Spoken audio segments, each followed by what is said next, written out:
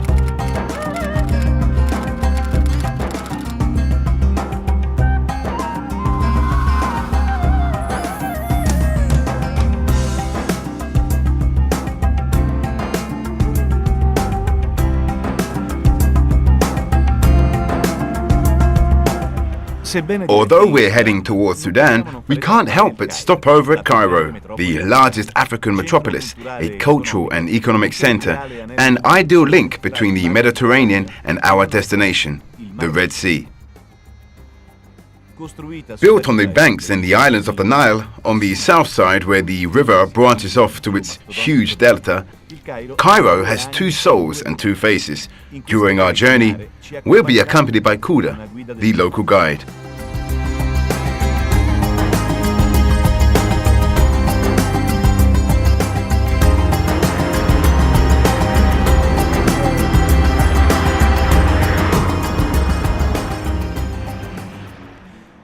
Also, the architecture of Cairo is divided into two parts.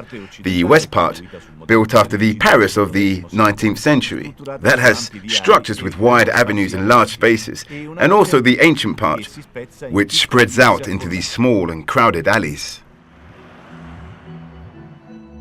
Well then, Chiara, what do you think about Cairo? Do you like it? The city's beautiful. It's really big. How many people live in Cairo? Cairo has a large population. Today it has more than 18 million inhabitants.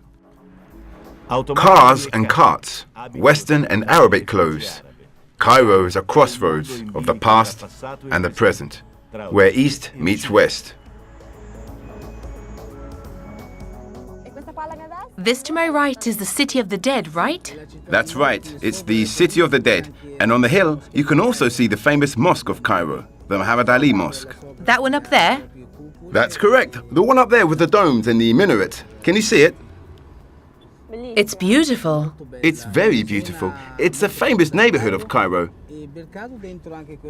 Inside this area, there are more than 60,000 inhabitants. Are the pyramids far from central Cairo? Not so far, only about 8 kilometers from here, so 20 minutes by car. Oh, well, they're quite close then. I thought they were far away in the middle of the desert. Time is limited, but the eyes of Dive On don't want to miss out on a thing. Here, we're at the famous necropolis of Memphis, west of the town, where millions of tourists come to admire the mysterious and religious Egyptian architecture.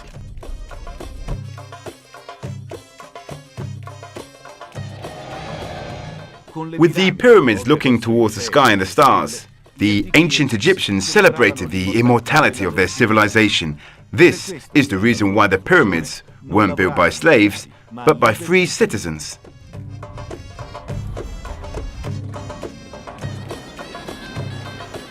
The famous Sphinx is towering above us with its enigmatic stare, whereas the three pyramids are flying aligned towards the horizon. Welcome to Egypt.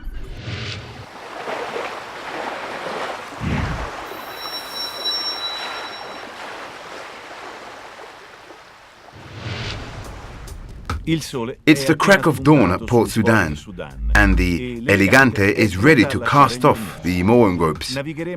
We'll sail towards north to dive in the atolls which make up the diving history here.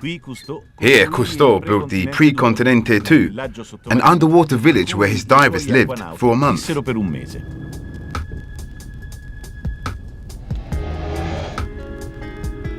Claudio Scarpellini, the owner of this vessel, has sailed over the whole of the Red Sea.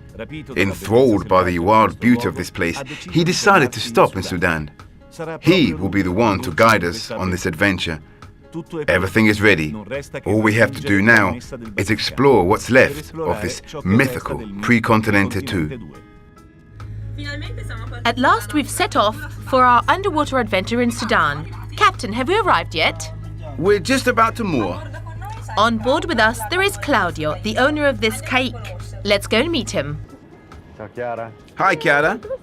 Where are we now? We've just docked at Shab Rumi, this beautiful reef at about 25 miles north of Port Sudan. If I'm not wrong, the underwater village of Cousteau should also be here. That's right. Here is the famous village, the Pre-Continente II, the village that was built by Captain Cousteau in 1964. Here, underwater, you can still see the remains of the village that he created for underwater study and research.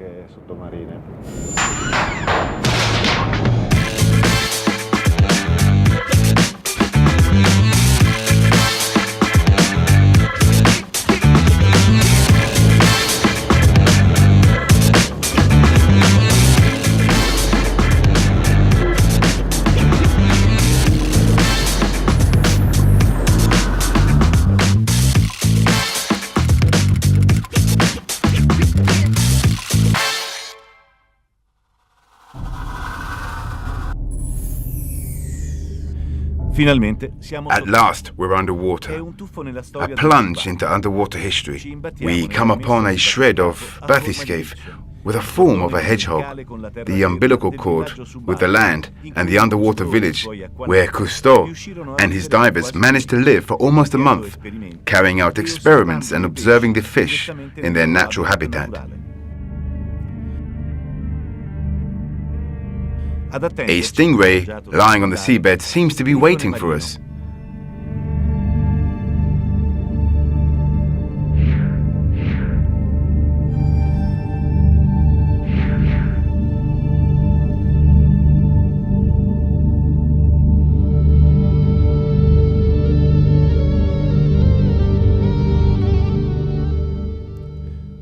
It shakes off the sand from its coat and glides smoothly away, inviting us to follow it. The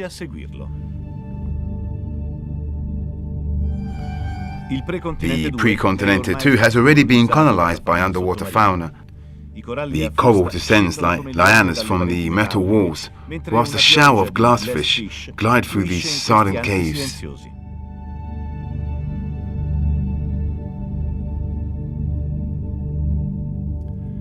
In the suspension of the ocean, we sink to the origins of the myth.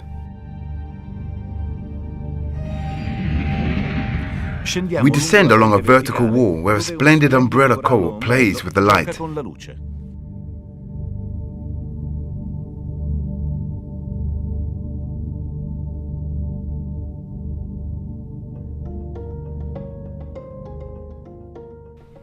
The sea depths are a soft and spongy world, a carpet coloured with octopus and corals on which to glide smoothly.